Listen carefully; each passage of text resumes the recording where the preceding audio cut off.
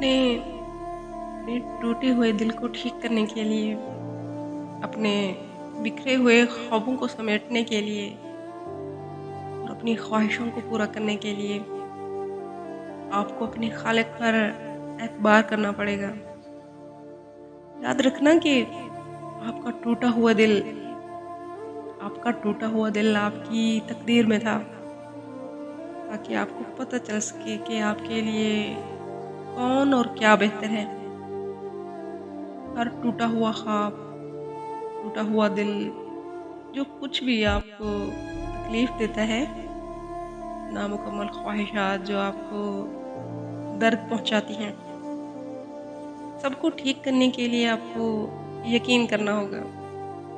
वो अल-जब्बार है, वो अल-जब्बार है, टूटे हुए दिलों को जोड़ने वाला, बिखरे हुए ख्वाबों को पूरा करने वाला।